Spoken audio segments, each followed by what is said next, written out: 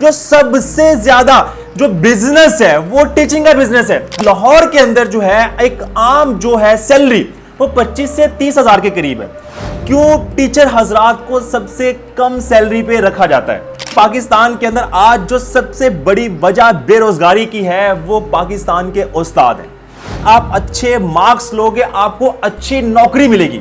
कभी आज तक आपका टीचर ये बात नहीं कहेगा बेटा आपने कोई स्किल सीखनी है। 16 इयर्स एजुकेशन एक तालिबे इल्म करता है तो उसके पास जॉब हासिल करने के लिए स्किल नहीं होती।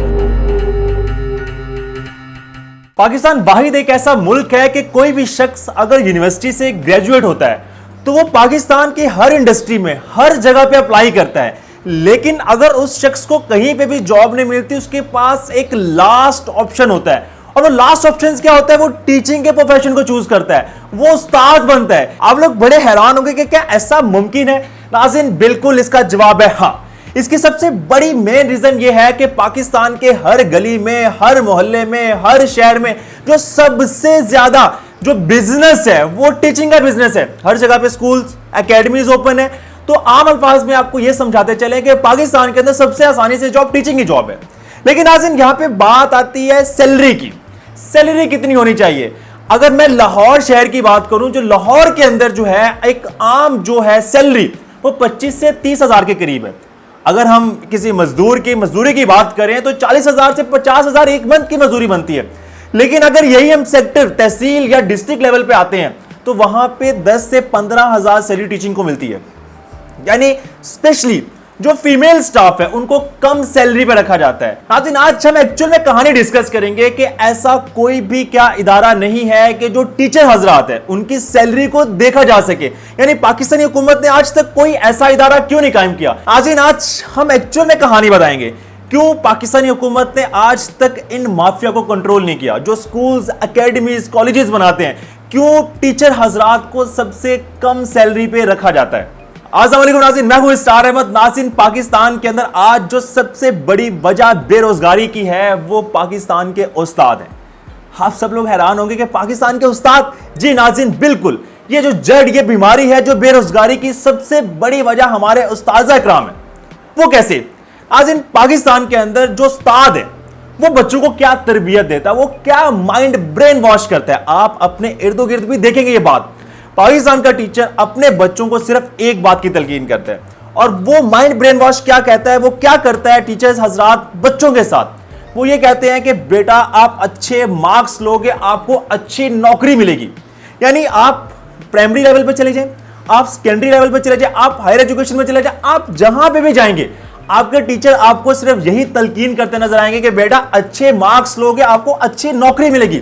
कभी आज तक आपका टीचर ये बात नहीं कहेगा बेटा आपने कोई स्किल सीखनी है, आपने बेटा कोई बिजनेसमैन बनना है। यानी आपका बचपन में जो माइंड ब्रेन वॉश किया जाता है वो सिर्फ एक फैक्टर्स के ऊपर किया जाता है। वो सिर्फ ये बताया जाता है कि आप अच्छे मार्क्स लेंगे तो आपको अच्छी नौकरी मिलेगी। नाज़रीन सबसे बड़ी वजह यही है कि जब 16 इयर्स एजुकेशन एक तालिबे इल्म करता है तो उसके पास जॉब हासिल करने के लिए स्किल नहीं होती।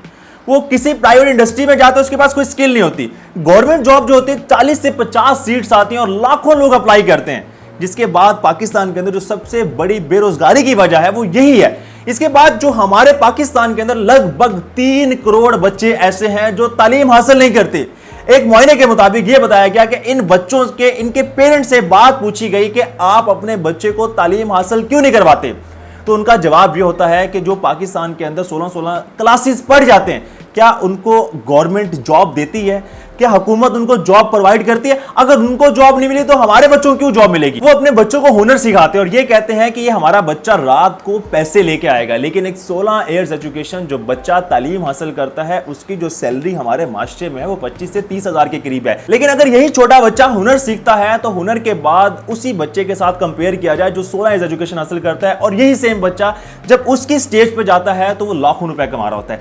ये एक सबसे बड़ी मेन वजह यह है कि पाकिस्तानी हुकूमत इस वक्त नाकाम है। और ये जो छोटे बच्चे हैं जिनको एजुकेशन के लिए बार बार बताया जाता है, तलकीन की जाती है कि आप एजुकेशन हासिल करें, क्यों एजुकेशन हासिल नहीं करते?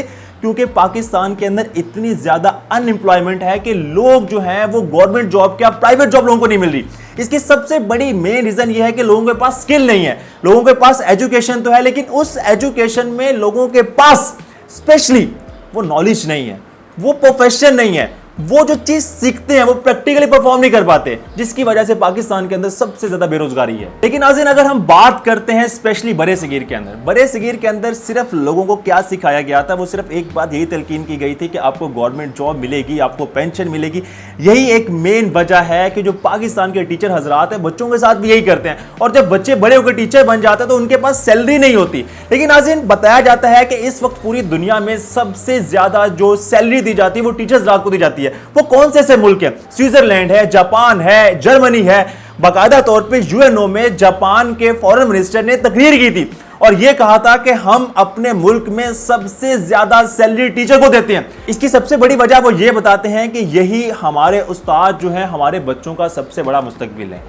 नाज़रीन, अगर हम यही बात करें तो पाकिस्तान के अंदर जो टीचर हजरात हैं वो रिस्पेक्ट भी उनको नहीं मिलती। स्कूल के अंदर बाकायदा जो मैनेजमेंट होती है वो इतने तरीके से टीज करती है कि टीचर जॉब छोड़ने पे मजबूर हो जाता है, और टीचर की ख्वाहिश होती है कि यार मैंने ये प्रोफेशन चूज कर लिया, मैं नेक्स्ट ये प्रोफेशन चूज नहीं करूंगा।